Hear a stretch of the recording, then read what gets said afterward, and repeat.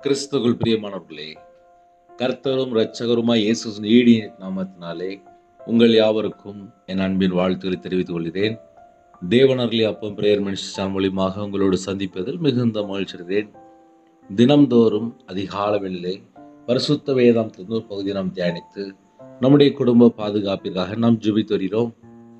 வேற தேசத்திலே வேற சூழ்நிலை அதிகாலையில் இணைந்திருக்கிறீங்க. கர்த்தராகிய இயேசு நாமத்தினாலே உங்கள் யாவருக்கும் என் அன்பின் வாழ்த்துக்களை தெரிவித்துக் கொள்கிறேன். இந்த அதிகாலை வேளையிலே பரிசுத்தமுள்ள ஓய்வு நாளிலே நாம் ஒரு பகுதியை தியானித்து நம்முடைய குடும்ப பாதுகாப்பிற்காக நாம் ஜெபிப்போம். நிறைய குடும்பத்திலே ஆலயத்து கிளம்பிட்டு இருப்பீங்க. சில குடும்பத்திலே ஆலயத்து போக முடியாத சூழ்நிலை, வெளி தேசங்கள் இருக்கிறீங்க. பல சூழ்நிலை ஆன்லைன் மூலியமாக இணைந்திருக்கிறீங்க. மத்தேயு சுவிசேஷம் 6ஆம் அதிகாரம் 1 முதல் 4 ஆகிய வசனங்கள். மனுஷர் காண வேண்டும் என்று அவர்களுக்கு முன்பாக உங்கள் தர்மத்தை செய்யாதபடிக்கு எச்சரிக்கையாயிருங்கள்.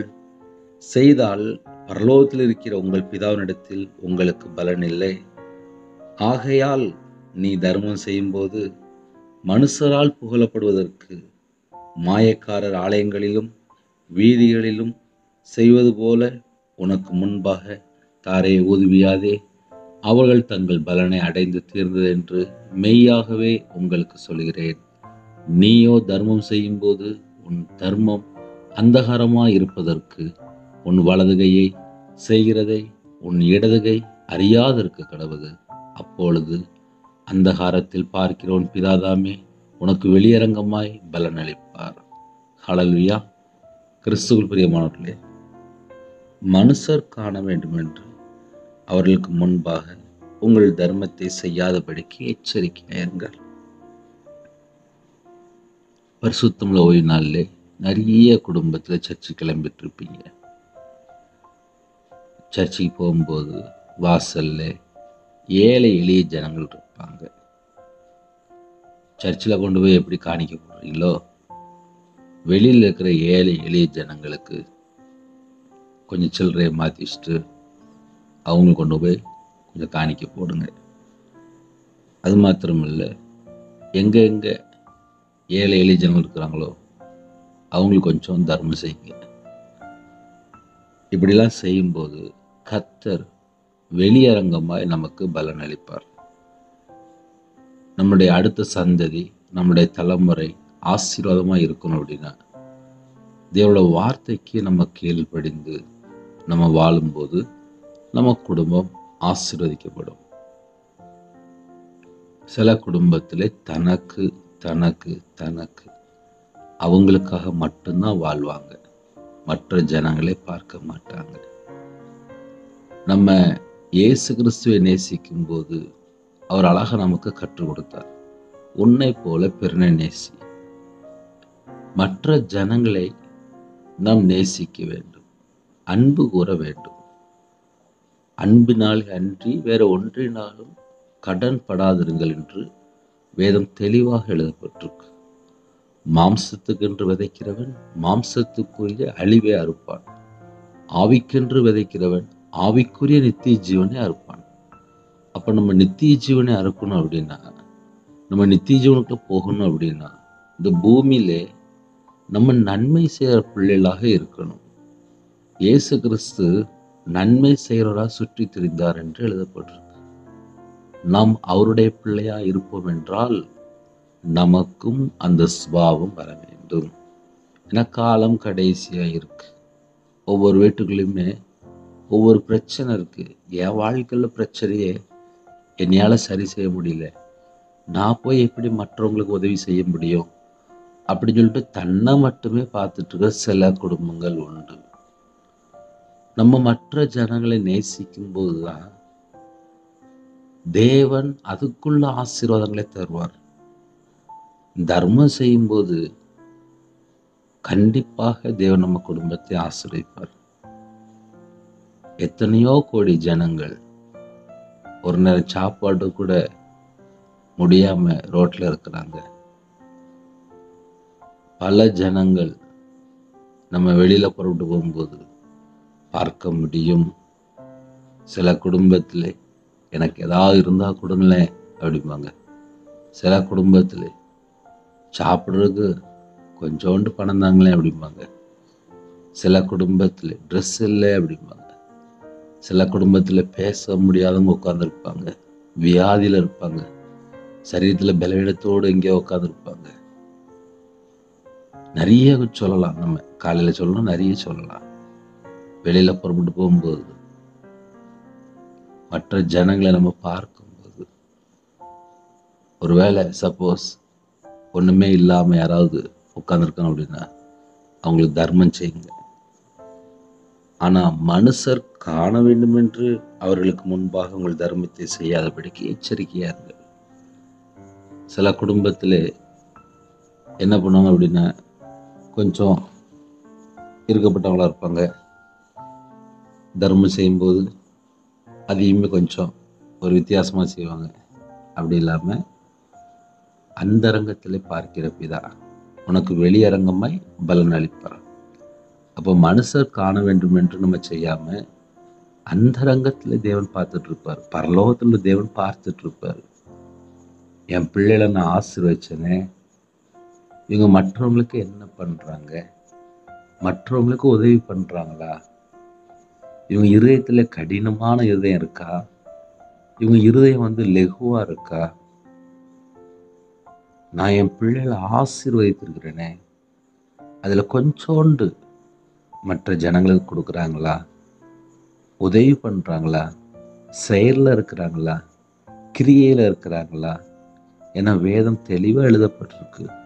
வெளிப்படுத்தின விசேஷம் 14ஆம் அதிகாரம் 13ஆம் வசனத்திலே அவருடைய கிரியைகளும் அவர்களோட கூட போகும் என்று எழுதப்பட்டிருக்கு. அப்பனா என்ன பிரதர் அப்படின்னா, நான் செத்து போனதுக்கு அப்புறம் நான் பரலோகத்துக்குள்ள போகும்போது நான் இந்த பூமியிலே நான் நன்மை செய்தாலும் சரி, நான் தீமை செஞ்சாலும் சரி, இது மட்டும்தான் பரலோகத்துக்குள்ள போகுது. இந்த பூமியில நான் வாழ்ற இந்த கொஞ்ச காலத்திலே எனக்கு ஜீவ சுவாசத்தை தந்திருக்கிறார். அவருக்காக நான் ஏதாவது செய்யணும், நான் அவருடைய பிள்ளையா வாழணும், நான் நற்கிரியை செய்யணும். நற்கிரியைனா நல்ல செயல் செய்யணும், நான் நன்மை செய்யணும் அப்படின்னு சொல்லி ஒருவேளை யாராவது யோசித்தால் நம்ம என்ன செய்யலாம், எப்படி செய்யலாம்? இது வரைக்கும் நான் தர்மம் பண்ணதே இல்லையே, இது வரைக்கும் நான் நல்ல செயல் செய்ததே இல்லையே, நான் இத்தனை வருஷமா நான் துன்மார்க்கனா வாழ்ந்துட்டேனே, என் வாழ்க்கை ஃபுல்லாவே அருவருப்பான வாழ்க்கையா இருந்துச்சு, என் வாழ்க்கை ஃபுல்லாவே ஒரு தண்ணி அடிக்கிற வாழ்க்கையா இருந்துச்சு, என் வாழ்க்கை ஃபுல்லாவே நான் சிகரெட் அடிச்சுட்டு நான் வம்பா போயிட்டேனே, என் வாழ்க்கை ஃபுல்லாவே புகையில போட்டேன், என் வாழ்க்கை ஃபுல்லாவே பாவாடி மேல வாழ்ந்துட்டேனே, என் வாழ்க்கை ஃபுல்லாவே தேவையில்லாம ஃப்ரெண்டோட நான் பல மணி நேரம் வேஸ்ட் பண்ணிட்டேனே, நான் இவ்வளவு துன்மார்க்கனா வாழ்ந்துட்டு இருக்கிறேனே, ஐயோ பரலோகத்துல போனா நான் அவர்கிட்ட கணக்கு கொடுக்கணுமே, இந்த பூமியில நான் எப்படி வாழலாம் அப்படின்னு சொல்லி சில குடும்பத்துல உட்காந்து யோசிச்சுட்டு இருப்பாங்க. ஆனா என்ன செய்யணும்னு தெரியாது.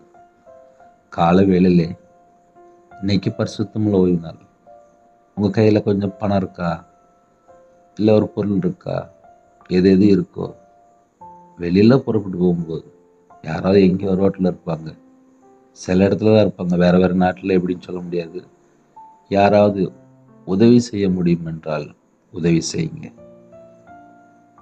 மனுஷர் காண வேண்டும் என்று அவர்களுக்கு முன்பாக உங்கள் தர்மத்தை செய்யாதபடிக்கு எச்சரிக்கையாயிருங்கள் சொல்லி முடிச்சிட்டார். அப்படி செய்தால் கண்டிப்பா பலன் உண்டு. ஏன்னா சில குடும்பத்திலே குடும்பமா போவாங்க, அப்படியே தர்மம் பண்ணிட்டு இருப்பாங்க, அது பிரச்சனை இல்லை. ஆனா சில குடும்பத்தில் என்ன பண்ணுவாங்க அப்படின்னா, மனுஷர் காண வேண்டும் என்று அந்த நேரத்தில் மட்டும்தான் செய்வாங்க. அப்படி இல்லை, அந்த அரங்கத்துல தேவன் பார்த்துட்டு இருக்கிறார். நம்ம எதை செஞ்சாலும் தேவன் நமக்கு பலன் அளிப்பார். அதை எப்படி சொல்லலாம் அப்படின்னா, என் வாழ்க்கை ஃபுல்லா மிஸ்டேக்கா இருக்கு பிரதர், என் வாழ்க்கை ஃபுல்லாவே நான் தப்பா வாழ்ந்துட்டு இருக்கிறேன், என் வாழ்க்கை ஃபுல்லாவே சரியில்லையே, என் வாழ்க்கை ஃபுல்லாவே ஒரு அக்கிரமம் நிறைந்த ஒரு வாழ்க்கையா இருக்கு, என் வாழ்க்கை ஃபுல்லாவே ஒரு பாவம் நிறைந்த வாழ்க்கையா இருக்கு, என்னையால வெளியில வர முடியல, நான் இந்த பாவத்துல அடிமையா இருக்கேன், நான் அப்படி அடிமையா இருக்கேன், ஏகப்பட்ட காரியம் உள்ள வச்சுட்டு யோசிச்சுட்டே இருப்பாங்க. நான் இந்த கூட்டத்துக்கு போனா சரியா போயிருமா, அந்த இடத்துக்கு போனா சரியா போயிருமா, எல்லா இடத்துக்கும் போகலாம், ஆனா நம்ம இருதயம் லெகுவா மாறுதா? நம்ம இருதயம் உதவி செய்கிற ஒரு இருதயமா இருக்கா? நம்ம இருதயத்துக்குள்ளே நம்ம எப்படி யோசிக்கிறோம்?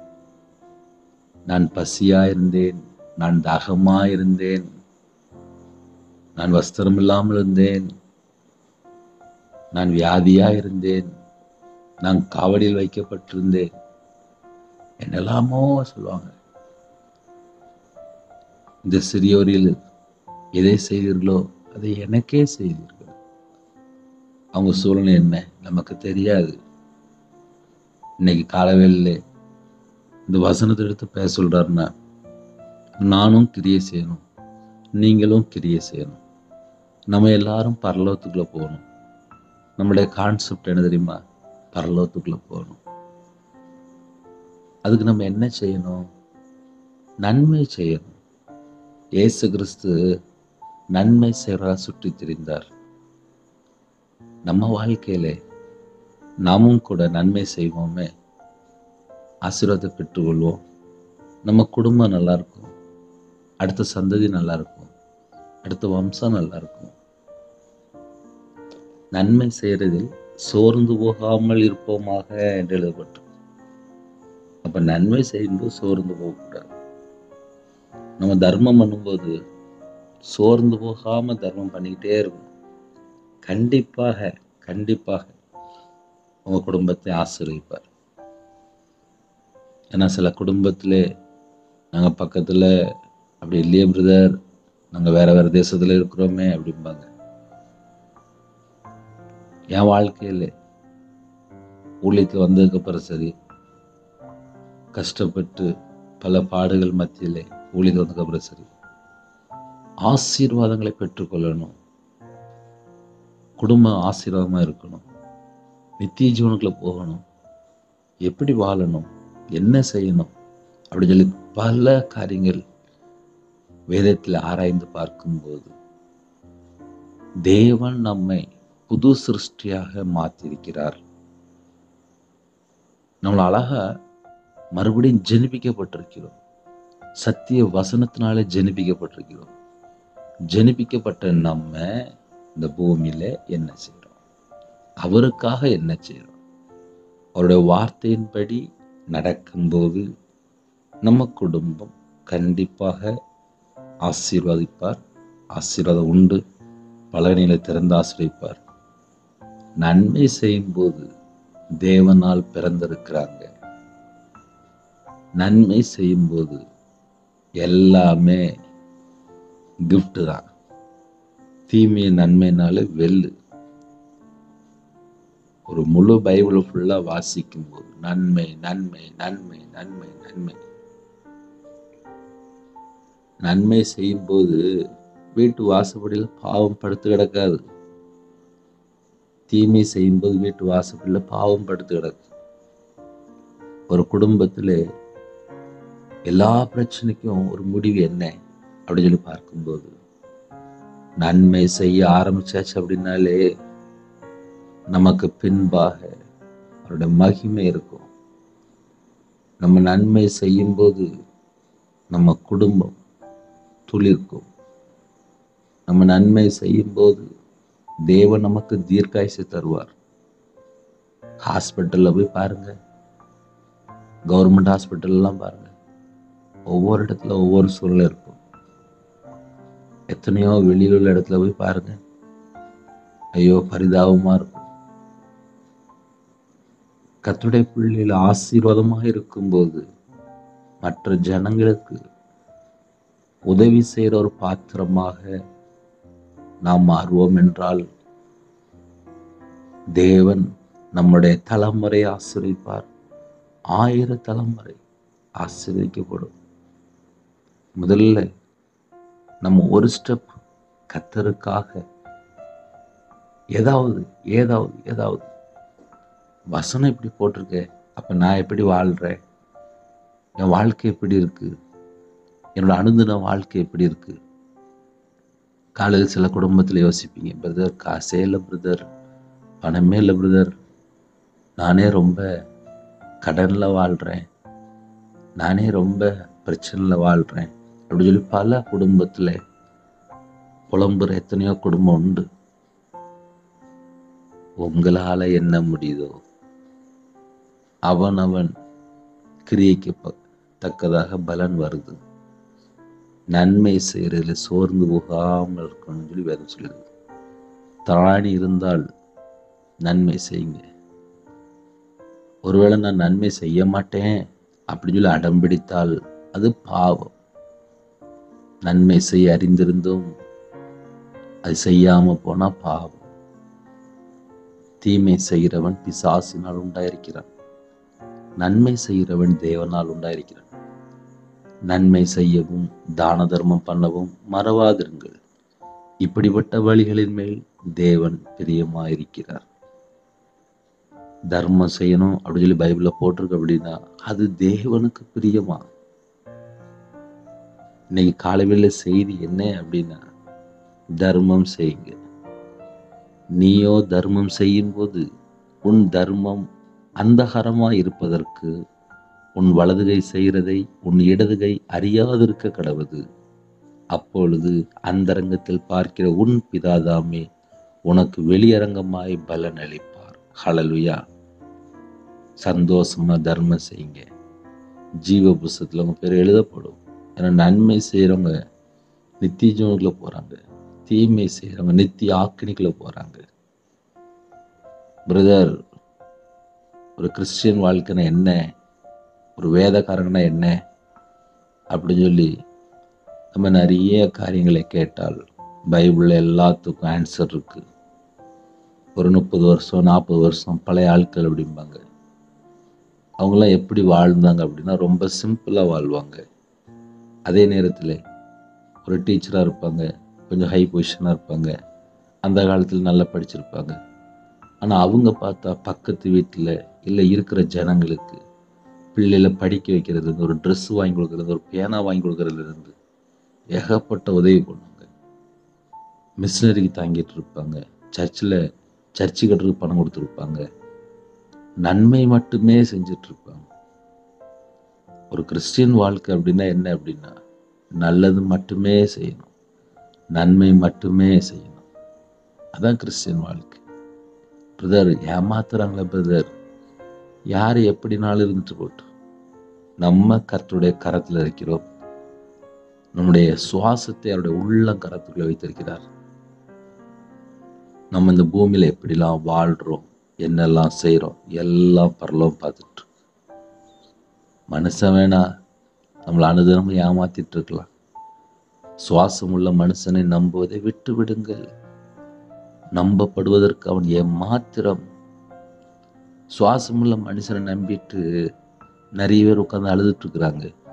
பணம் கொடுத்தேன் வரல, நகை கொடுத்தேன் வரல, என்னை ஏமாத்திட்டான், என்னை அப்படி செஞ்சுட்டான், இப்படி சொல்லி ஒரே பிரச்சனை தான். நம்ம கர்த்தருக்காக எழும்பி பிரகாசிக்கணும் அப்படின்னா 365 நாள் வாழ்க்கையில அவருக்காக நாம் என்ன செய்கிறோம்? வசனத்தின்படி வாழ்றதுக்கு நம்மை நாம் அர்ப்பணித்து விட்டோமா? ஏன்னா சில குடும்பத்தில் என்ன யோசிப்பாங்க அப்படின்னா, சர்ச்சைக்கு மட்டும் போவாங்க, ஆனால் 10 ரூபா கூட காணிக்க கொடுக்க மாட்டாங்க. சில குடும்பத்தில் காணிக்க மட்டும் போட்டுருவாங்க, ஆனால் வெளியில் இருப்பாங்க, அப்படியே போயிட்டே இருப்பாங்க. கடைசி காலத்தில் வாழ்றோம். எனக்கு தெரிந்து ஏதோ ஒரு சர்ச்சில் ஒரு மெசேஜ் பேசும்போது ஒரு காரியத்தை கேட்டேன். கரெக்டாக கிறிஸ்மஸ் அன்னைக்கு நடந்த காரியம் அப்படி சொல்லி வெளிநாட்டில் உள்ள ஒரு செய்தி. அது அந்த செய்தி என்ன அப்படின்னா, கிறிஸ்மஸ் அன்னைக்கு காலையில் சர்வீஸ்லாம் முடிஞ்சு எல்லாரும் வெளியில் வந்துட்டு இருந்தாங்களாம், ஃபாரின்ல. அப்போது அந்த இடத்துல எல்லாரும் வெளியில் புறப்பட்டு போகும்போது வெளியில் ஒரு பிச்சைக்காரர் நின்றுட்டு இருந்தாராம். ட்ரெஸ் எல்லாம் கிழிஞ்சு ரொம்ப ஒரு மோசமான நிலைமையில இருந்துட்டு இருந்தாராம். அவங்க எல்லாரும் கிறிஸ்மஸ் கொண்டாடிட்டு இருந்தாங்களாம், நல்லா கேக்லாம் சாப்பிட்டு இருக்காங்க போல. இந்த தாத்தாவுக்கு ரொம்ப வயசாயிட்டு, யாருமே கவனிக்கல. அந்த தாத்தா அப்படியே வெளியில நின்றுட்டே இருந்தாரு. யாருமே எதுவுமே ஹெல்ப்பே பண்ணலையா. ஒரே ஒரு குடும்பத்திலே ஒரு தாய், கணவர் இல்லை, ஒரு குட்டி பையன். அந்த பையன் சொன்னா, நமக்கு அப்பா இல்லை, நமக்கு வீட்டில் யாரும் இல்லை, இந்த தாத்தாவை நம்ம வீட்டுக்கு கூட்டு போவோமா, இந்த தாத்தாவுக்கு நம்ம ஏதாவது கொடுக்கலாம் அப்படின்னு சொல்லி வீட்டுக்கே கூட்டு போயிட்டான். காரில் ஏற்றி தாத்தாவும் போயிட்டாரு. உடனே வீட்டுக்கு வாங்க அப்படின்னு சொன்ன உடனே போயிட்டாரு. அந்த வீட்டுக்குள்ளே போன உடனே, எங்கள் வீட்டில் உட்காருங்க. உடனே தாத்தா அழகா உட்கார்றாரு. அம்மா போய் உள்ளே போய் அப்பத்தை கொண்டு வந்து கையில் கொடுக்குறாங்க. டேபிளில் வச்ச உடனே அந்த அப்பத்தை ஸ்தோத்திரம் சொல்லி ஒரு பிக்கிறார். பிச்ச உடனே அந்த ரூம் ஃபுல்லாக வெளிச்சமாக மாறிச்சான். வெளிச்சமாக மாறினோடனே அந்த இடத்துல அவரை காணோம். வீட்டுக்குள்ளே வந்த யாருன்னா ஏசு கிறிஸ்து. அதுக்கப்புறம் தான் தெரிஞ்சது, எங்கள் வீட்டுக்குள்ள வந்து ஏசு கிறிஸ்துவா அப்படின்னு சொல்லி அவங்களுக்கு தெரிஞ்சது. அந்த வீடு ஃபுல்லாக வெளிச்சமாக மாறிட்டு அந்த அப்பத்தை வைக்கும்போது அவ்வளோதான். இப்படி சர்ச்சில் மெசேஜ் பேசும்போது பல காரியங்கள் சொல்லுவாங்க. நம்ம எத்தனையோ செய்தி கேட்டிருப்போம். தர்மம் செய்யும்போது நம்ம குடும்பம் ஆசீர்வதிக்கப்படும். இன்னைக்கு காலையில் இந்த செய்தி வருது அப்படின்னா, நம்ம டெய்லி எத்தனையோ மெசேஜ் பேசுகிறோம். வாழ்க்கை ஃபுல்லாகவே தேவன் அருளியப்போ ப்ரேயர் மினிஸ்டர் மூலிமா கேட்குற எத்தனையோ குடும்பங்கள் உண்டு. பல நாள் நீங்கள் செய்தி கேட்டிருப்பீங்க. ஆனால் இப்போவும் ஒரு சில நாட்களாக தர்மம் செய்கிற பற்றி கொஞ்சம் அதிகமாக பேசிகிட்டு இருக்கு. அப்போ என்ன அர்த்தம் அப்படின்னா, தேசத்துக்குள்ளே பஞ்சம், தேசத்துக்குள்ளே வறுமை, தேசத்துக்குள்ளே திக்கற்ற பிள்ளைகள், அநாத பிள்ளைகள் ஹோமில் இருக்காங்க, ஹாஸ்டலில் இருக்காங்க, முதியோர் இல்லத்தில் இருக்காங்க. ஒரு நேரம் சாப்பாடு வாங்கி கொடுத்தா நம்ம குடும்பம் ஜீவ உசத்தில் எழுதப்படும். நிறைய குடும்பத்தில் நன்மை செய்யாமல் இஷ்டம் போல, நான் இந்த பொருளை வாங்கிடலாமா, இந்த காரை வாங்கிடலாமா, இந்த வண்டியை வாங்கிடலாமா, எல்லாம் தேவைதான்ப்பா, தேவன் தருவார். கொஞ்சோண்டு தர்மம் செய்யும்போது தேவன்லாம் அவங்க குடும்பத்தை ஆசிர்வதிப்பார். தீமை செய்தவனுக்கோ தீமையே வரும், நன்மை செய்கிறவனுக்கு நன்மை தான் வரும். தீமை செய்தால் வீட்டு வாசப்படில பாவம் படுத்து கிடக்கும் சொல்லி வேதம் செய்கிறது. நன்மை செய்யும்போது தேவன் ஆசீர்வதிப்பார். இந்த காலவேளையிலே இந்த வசனத்தின் மூலியமாக நம்ம என்ன செய்யலாம்? தர்மம் செய்யலாம். நீயோ தர்மம் செய்யும் போது, அப்ப தர்மம் செய்ய சொல்லி கொடுக்கிறாரு. கர்த்தருடைய பிள்ளைகள் தர்மம் செய்யாமல் இருந்தால் இனிமேல் நம்ம என்ன பண்ணணும்? தர்மம் செய்ய பழகணும். வேற வழியே இல்லை. ஏன்னா சில குடும்பத்துல தர்மம் செய்யாம இஷ்டம் போல வாழ்ந்துட்டு இருக்கிறாங்க. அதுதான் பிரச்சனை. இப்போ நிறைய குடும்பத்துல இப்ப எப்படி வாழ்றாங்க அப்படின்னா, தனக்கு தனக்கு தனக்கு தனக்கு தனக்கு. சில குடும்பத்துல இப்பதான் கிறிஸ்டியனா மாறி இருப்பாங்க, இயேசு சொந்த ரட்சகரா ஏற்றுக்கொள்வாங்க. எல்லாம் சரிதான். இயேசு கிறிஸ்து ராஜாவை ஏற்றுக்கொண்ட உடனே அடுத்த செகண்ட்ல என்ன செய்யணும் அப்படின்னா, நன்மை செய்கிற பிள்ளைகளா மாறணும். நான் ரட்சிக்கப்படுகிற முன்னாடி தீமையா வாழ்ந்துட்டேனே அப்படின்னு சொல்லி உட்கார்ந்து அழுதுட்டே இருக்கக்கூடாது. நான் இயேசு கிறிஸ்து ராஜாவை சொந்த ரட்சகரா ஏற்றுக்கொண்டேன், சரி அடுத்தாப்புல சர்ச்சுக்கு போறேன், அடுத்தாப்புல வாரத்துல 7 நாள் இருக்கு, சரி அடுத்தாப்புல நான் நன்மை செய்யறேன்னா பரலோகத்துல தேவன் பார்ப்பார்.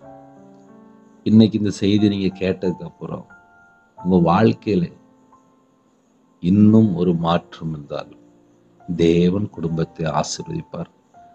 வசனத்தின்படி வாழ்ந்து ஆசீர்வாதங்களை பெற்றுக்கொள்வோம். எல்லா குடும்பத்தையும் ஆசீர்வதிப்பார். கண்களை மூடி நாம் ஜெபம் செய்வோம். அன்பின் கர்த்தாவே, உம்மை நன்றியோடு துதிக்கிறோம்ப்பா. பரிசுத்தமுள்ள ஓய்வு நாளிலே கர்த்தரை கனம் பண்ணணும், உம்முடைய வார்த்தைக்கு கீழ்ப்படிந்து உம்முடைய வார்த்தையின்படி நாங்கள் வாழணும். பரிசுத்தமுள்ள ஓய்வு நாளில் யாரெல்லாம் ஆலயத்துக்கு புறப்படுறாங்களோ இந்த குடும்பத்தை ஆசிரியங்க. எப்படி வாழ வேண்டும் என்று பல காரியங்கள் கற்றுக் கொடுத்துருக்கீங்க. இந்த மாசத்துல அப்பா முதல் வாரத்துல சர்ச்சைக்கு புறப்படுறாங்க. எல்லா குடும்பத்தையும் ஆசிரியங்க. அவங்களுடைய சூழ்நிலை எல்லாவற்றுமே தேவன் அறிவிங்க. பரிசுத்தமுள்ள ஓய்வு நாளில் குடும்பம் ரட்சிக்கப்படாமல் இருக்கு, ஆலயத்துக்கு போக முடியாத சூழ்நிலை. ஒரு குடும்பத்தில் சொல்லும்போது சொன்னாங்க, என்னையால் சர்ச்சைக்கு போக முடியாது, என் குடும்பத்தில் இன்னும் ரட்சிக்கப்படலை அப்படின்னாங்கப்பா. எல்லா விதமான வாசல் திறந்தாங்க. நன்மை செய்கிற பிள்ளைலாம் மாறணும். கர்த்தர் கிருபை செய்யுங்க. எல்லா குறைகள் குற்றங்கள் எல்லாவற்றையும் நீக்கி கர்த்தர் ஆசீர்வதிங்க. உம்முடைய கரத்துக்குள்ளே ஒவ்வொரு குடும்பத்தையும் அர்ப்பணிக்கிறோம். யாரெல்லாம் இணைந்திருக்கிறாங்களோ அந்த குடும்பம் கர்த்தராகிய இயேசு கிறிஸ்து நாமத்தினால ஆசீர்வதிக்கப்படட்டும்பா. ஆசீர்வதிங்கப்பா, ஆசீர்வதிங்கப்பா. நிறைய குடும்பத்துல கடன் உபத்திரம்லாம் இருக்குப்பா. ஆசீர்வதிங்கப்பா. பரிசுத்தமுள்ள ஓய்வு நாளில் மகிமையுள்ள நாள் என்று எண்ணி அப்போ ஆலயத்தை சீக்கிரமா புறப்பட உம்முடைய பாதப்படியில கண்ணீரோடு ஜெபிக்க, அழிந்து ஒரு ஆத்துமாக்களுக்கு உத்தரவா எடுத்து ஜெபிக்க கர்த்தர் கிருபை தாங்க. வசனத்தின்படி வாழ எங்களுக்கு கிருபை தாங்க. இந்த பூமியில கொஞ்ச நாள் சாட்சியுள்ள வாழ்க்கை வாழ எங்களுக்கு கிருபை தாங்கப்பா. எங்க கூட நீங்க இருப்பீங்களாப்பா? எங்களுக்கு இயேசு கிறிஸ்து மட்டும் போதும்பா. மாயை மாயை எல்லாம் மாயை, மாயான உலகத்துக்குள்ள நாங்க போய் சிக்கி கொள்ளக்கூடாதுப்பா. உம்முடைய அன்பிலே நாங்க நிலைத்திருக்கணும். உன்னை போல பிறனை நேசி, அந்த அன்புக்குள்ள நாங்க வரணும்ப்பா. எங்களுக்கு அன்பின் அபிஷேகம் தாங்கப்பா. அன்பின் அபிஷேகம் தாங்கப்பா. கல்வாரியில எங்களுக்காக சிந்தப்பட்ட ரத்தம், அந்த ரத்தம் எங்களுக்குள்ள இறங்கி வரட்டும்ப்பா. இந்த ரத்தம் எங்களுக்குள்ள இறங்கி வரட்டும்ப்பா. உங்களோட ரத்தம் எங்களுக்குள்ள இறங்கி வந்தாதான்ப்பா அந்த அன்பின் சுபாவம் எங்களுக்குள்ள வரும். அன்பா இருக்கணும்ப்பா. கிருபை தாங்க. இந்த நாளை எங்களுக்கு ஆசீர்வதித்தாங்க. யாரெல்லாம் வெளியில புறப்படுறாங்களோ எல்லா குடும்பத்தையும் கர்த்தர் ஆசீர்வதிங்க. பலனைகளை திறந்து ஆசீர்வதிங்க. எல்லா குடும்பம் ஆசீர்வாதமா இருக்கட்டும்ப்பா. பிறந்த நாள் கொண்டாடுறாங்க, திருமண நாள் கொண்டாடுறாங்க, இந்த குடும்பத்தை கர்த்தரே கலந்துட்டு ஆசீர்வதிங்க. பிள்ளைகள் கற்பத்துக்கு ஜெபிக்கிறாங்க, அந்த குடும்பத்துக்கெல்லாம் மனம் இறங்குங்கப்பா. மாசமா இருக்காங்க, கர்த்தர் ஆசீர்வதித்த கிருபைக்காக நன்றிப்பா. நன்றி. டெலிவரி சில குடும்பத்தில் புறப்படுறாங்க, கர்த்தர் கூட இருங்க. நார்மல் டெலிவரி ஆகிட்டாங்க, பிள்ளைகளுக்கு வயசு அதிகமாகிட்டு போகுது, ஆலயத்தில் போய் பொருத்தனை பண்ணி அப்பா நல்ல ஒரு திருமணத்தை முடித்துதாங்க. திருமணம் முடிந்ததுக்கப்புறம் வீட்டில் ஒரே குழப்பமாலாம் இருக்கு. அந்த குடும்பத்தை மாற்றி சாட்சியுள்ள ஒரு வாழ்க்கை வழக்கத்தை கிருபை செய்யுங்க. எல்லா குடும்பம் ரட்சிக்கப்பட கர்த்தர் உதவி செய்யுங்க. பலவீனத்தோடு ஹாஸ்பிட்டலில் படுத்துகிற ஜனங்களை உடைய கருத்தில் அர்ப்பணிக்கிறோம். அந்த குடும்பத்தில் என்ன சூழ்நிலை இருக்கிறாங்களோ கர்த்தர் மாற்றுங்க. பூரண சுகம் தாங்க. நன்மை சிறப்புல எல்லாம் மாறட்டும். வாழ்ற வாழ்க்கையில் அப்பா கர்த்தர் சாட்சியுள்ள ஒரு வாழ்க்கையை வாழ வேண்டும். எந்தெந்த குடும்பத்தில் ஹாஸ்பிட்டல் அவசர சிகிச்சை இருக்காங்களோ, பலவீனத்தோடு இருக்காங்களோ, படுத்த படுக்க இருக்காங்களோ, பூரண சுகம் தாங்க. உன்னுடைய தலைமுள்ள கரத்தெல்லாம் தொட்டு சுகமாக்கி தாங்க. எல்லா குடும்பத்தையும் உங்களுடைய ஜீவனுக்கு அர்ப்பணிக்கிறோம். அப்பா இன்னைக்கு காலை வேளையிலே நீயோ தர்மம் செய்யும் போது என்ன சொன்னீங்க ராஜா, தர்மம் செய்ய எங்களுக்கு அந்த கிருபை தாங்கப்பா. எங்கள் குடும்பத்தை ஆசிரியங்க. நாங்கள் நிறைய குடும்பத்துக்கு உதவி செய்யணும். இந்த கிருபை தாங்க. உங்களுடைய கரத்தில் அர்ப்பணிக்கிறோம். கர்த்தர் பொறுப்படுத்துங்க. தேவனார்லேயே அப்பா மினிஸ்டர்லே உங்கள் கரத்தில் அர்ப்பணிக்கிறோம். அடியனே உங்களுடைய பாதபில் அர்ப்பணிக்கிறேன்ப்பா. கர்த்தரே பொறுப்படுத்துவாங்க. துதிகன மகிமையெல்லாம் ஒருவருக்கு செலுத்திடும். இயேசு கிறிஸ்துவின் பிதாவே, ஆமென். தேவனுக்கு மகிமுண்டதாக. கர்த்தர் தாமே உங்களையும் உங்கள் குடும்பத்தையும் சகல காரியத்தில் சம்பூர்ணமாக திருப்தியாக கர்த்தர் கொடுத்து ஆசீர்வதிப்பாராக. ஆமென். கர்த்தராகிய இயேசு கிறிஸ்துவின் கிருபையும் பிதாவாகிய தேவனுடைய அன்பும் பரிசுத்தருடைய ஐக்கியமும் இப்பொழுதும் எப்பொழுதும் சதா காலங்களிலும் நம் அனைவரோடு கொடுப்பதாக. ஆமென். கிறிஸ்துவுக்குள் பிரியமானவர்களே, அதிகால வேளையிலே இந்த செய்தி கேட்கும்போது நம்ம என்னென்ன செய்யணும், ஆவியானவர் உங்களோடு பேசியிருப்பார். வாழ்க்கையிலே மாற்றம் இருக்க வேண்டும். அது தேவனுக்கு பிரியம். தேவன் அதைத்தான் எதிர்பார்க்கிறார். எங்களுடைய ஊழியக்காரத்துடன் ஜெபித்து விடுங்கள். ஒருவேளை நீங்கள் உதவி செய்யணும் அப்படின்னா இந்த நம்பரில் கூப்பிடுங்க. கர்த்தர் உங்களோடு பேசுவார். God bless you.